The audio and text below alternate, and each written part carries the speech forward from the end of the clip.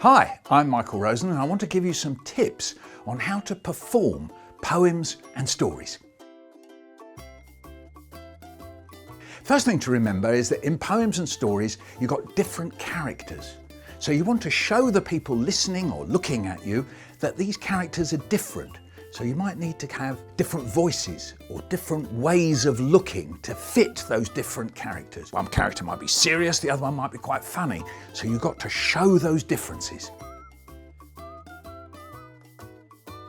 In English, we're very good at showing difference in the way in which we speak. And some of that is to do with your tone of voice. So you could be quite loud or you could be quite quiet. You can be up high, you can be down low.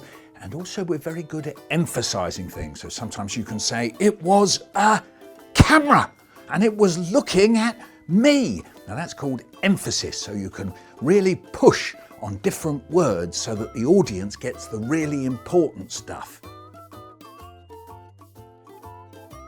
Now another thing we can do with language in performance is change the speed that we're talking at. So one moment I can talk really quickly and another moment I can speak really slowly. So when you look at the poem or the story you're doing, you want to think which bits are going to go quick, which bits are going to go really slowly. And of course, slowly what happens is that people lean forward. They're expecting something. So slowly is sometimes quite a good way to build tension, as well as when you're really quick and you're really scared. You can vary it. Now, of course, we think of language as all words, but really we make lots of noises, don't we, in speech? We go, yeah, oh, yeah. And sometimes we imitate the sound of things. Aeroplane came over, oh, there was a bird. So we got all these means of making noises, crash and bang, but also just with our mouths. We can go, for example. So you can use noises when it shows in a story or a poem that there's something happened. You can imitate the sound of it. And the door closed. You can see that I use my hands all the time.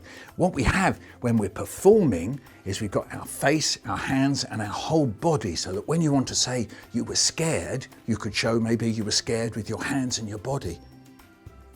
I was a bit scared. Or I was really excited, you see. Or if you want to use your hands to show the rhythm. So if you want to say, I was walking down the road, you can make your body and your hands and your face work with the rhythms of the poem or story. Now remember, if you want your audience to be interested, then you have to show that you're interested. You have to show that you're really enjoying it, even if perhaps you're feeling a bit off or you're a bit tired or you're a bit bored. You've got to put all that to one side. You've got to show that you really care about this poem or story. So you've got to look enthusiastic, that's got to be in your eyes, and it's got to be in the way that you move, just as I've said, maybe even just in the way that you're breathing. You've got to show that you care. Now, in poems and stories, quite often the sound repeats itself. Now, the most famous we know is rhyme. I do a little poem that goes down behind the dustbin. I met a dog called Jim. He didn't know me and I didn't know him. Yes, it's a rhyme. Now, rhyme's very infectious. We like to use it. To be a bit careful when you're doing rhyme in your performance of poems. If you overdo it, you forget what the poem's all about. You have to get that just right. But in stories, quite often, it's repetition. Think fee, fi, fo, fum in Jack and the Beanstalk, or who's been eating my porridge? We quite often have repeating. So when you repeat, make sure that you make it slightly different each time, and then the audience starts listening. Why is it different? And it's different because it comes at a different moment in the story. Very important.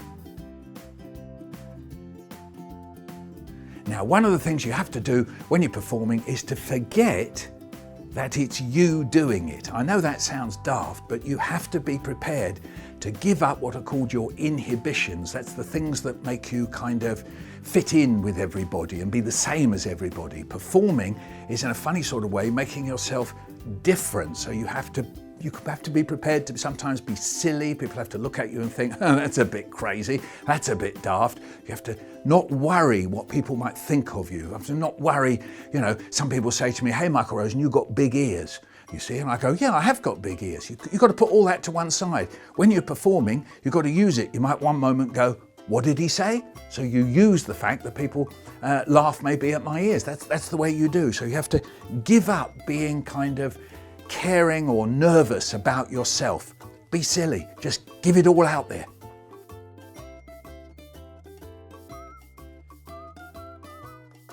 So what you have to do is just find a way to sort of lose yourself in the performance. Think that it's sort of not really you doing it, but as if somehow or other you're a puppet. So that's who you are. So you're there performing it. So when I'm performing, I'm not really Michael Rosen, I'm another kind of Michael Rosen who's doing the show. That'll help you when you're doing a poem. Think that you're maybe the poet, not you. You're maybe the person who's doing the narrating in a poem, you know, the person who says, this is what's going on. And you can do that with a story so that you pretend that you're not you. So everybody's looking at this other kind of a person.